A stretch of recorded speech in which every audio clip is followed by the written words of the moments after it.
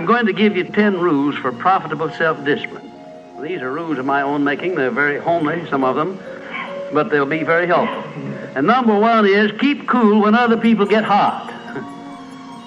I know you can agree with that one, but I'm not so sure that you'll always live up to it. We're inclined, all of us, to get hot when the other fellow gets hot. Say angry things when the other fellow starts saying angry things. I was in the home of the president of a big electric power company one evening when there came a storm, and he called up one of his head men to go out to take care of an emergency that happened as a result of that storm. It was on Sunday evening. The man was gone about 2 hours, and when he came back, he came up on the front porch of the home of this man and called him out on the porch, and I never heard a man get such a tongue lashing in all my life as this president of the electric power company gets. He says, you blankety blank blank, you think because you're the president of the company, blankety blank blank, and I'm just as good as you are, blankety blank blank. Oh, it was terrific. I only heard one side of the conversation because there was only one side of it. One man was doing all the talking, and one man was doing all the listening. And after this had been going on for fully 3 minutes, the other man ran out of wind and had nothing more to say. He was mad, you see, because they'd called him out on this stormy night. I heard the president close the door, and he came back, and he just smiled and said, why, the man was a little bit hot, wasn't he? That's all he said. A little bit hot, wasn't he? I expected any moment to hear fists begin to fly out there. But you see, there was a man who had risen to great heights of achievement financially, and he had done it by self-discipline in every respect. And he didn't propose to allow a workman who had been temporarily unbalanced by his anger to throw him off balance and make him stoop to that level. He just didn't propose to have that done. And you'll notice when you get into an argument with anyone, and you're apt to if you don't watch yourself, that if you'll just remain silent while the other fellow's blowing off his top, he finally gets to the point where he's got no more top to blow off. Then if you want to get in a few words of your own, that's a mighty good place to do it. It's a mighty fine thing if the words that you get in are not the kind of the words you've been hearing. In other words, if you say something back kind in return, it's far better for the other fellow and far better for you. It shows you to be the bigger of the two persons. Now, anybody can get mad and blow his top because of what somebody does or says, and that's happening all the time. But the truly big man, the man who is in charge of himself, he doesn't allow anybody to draw him down to that level of a street brawl or of an argument in harsh words unless he wants to do it. And if he's truly a big man, he doesn't want to do it. Number two, remember there are 3 sides to all arguments. We ordinarily think there are 2 sides to all arguments, but they're not. They're 3. There's your side, there's the other fellow's side, and then there's the right side, which is usually about in the middle of the 2 viewpoints. Remember that when you get into an argument with the other fellow. Don't assume that he's always at fault. Maybe you're partly at fault too. Maybe neither one is totally at fault. The chances are, in all of the arguments I've ever heard, both parties were partly to blame in one way or another. I have never heard an argument where one party entirely was to blame, although I suspect there are such arguments at times. Number 3, never give directives to a subordinate when you're angry. If the matter is urgent, then cool off quickly. Number 4, treat all people as nearly as possible as if they were rich relatives from whom you expected to be remembered in their will. Now that's a good one. That's a honey.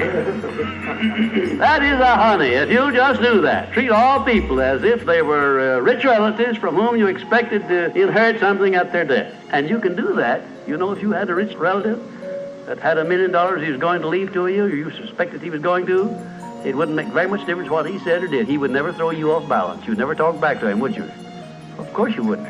You'd be quite silly if you did. Keeping quiet for $1 million seems to me to be a very easy price to pay.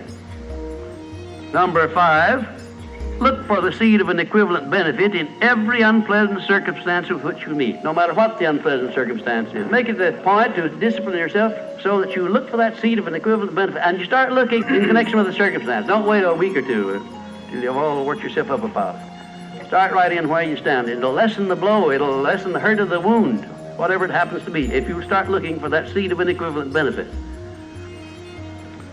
And number 6, learn the almost forgotten art of asking questions and then listening to the answers instead of getting the other fellow told off. It gives you an awful lot of satisfaction when you're angry. It gets the other fellow told, doesn't it?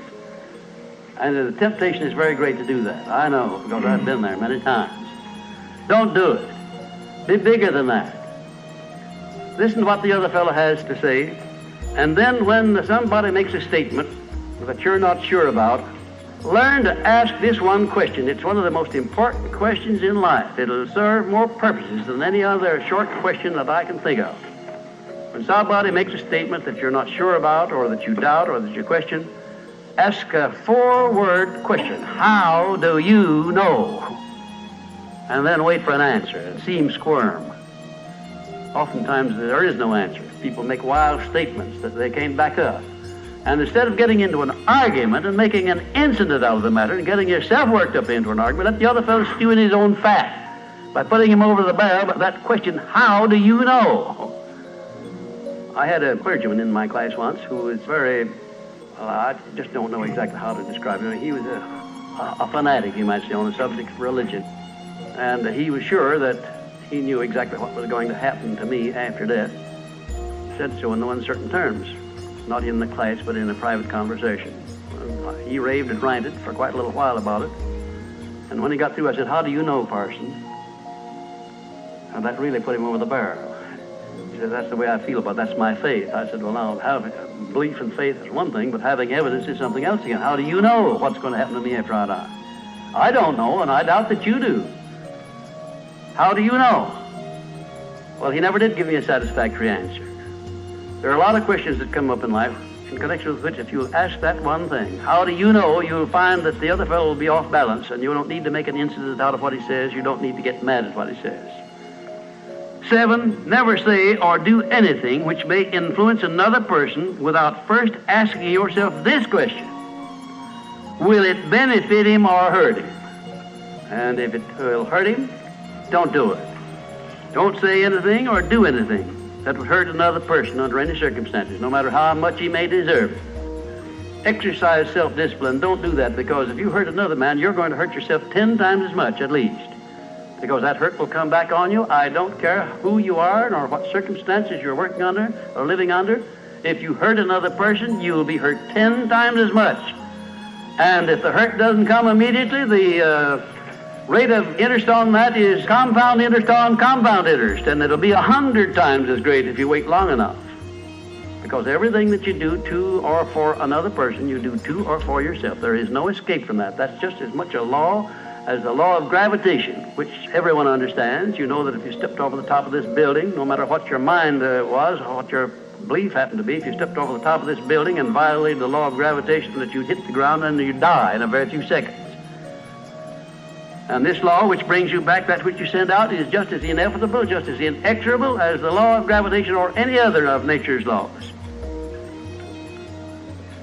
Number 8, learn the difference between friendly analysis and unfriendly criticism. Then decide which you wish to live by in your relations with others. Now, friendly analysis is one thing and is welcomed by most sensible people. I don't object to friendly analysis of anything that I do, even though it's very unfavorable. If it's friendly analysis, I like it, because I can improve by it. But if it's unfriendly criticism, very obviously unfriendly criticism, and not analysis, well, then I resent it. I wouldn't be human if I didn't.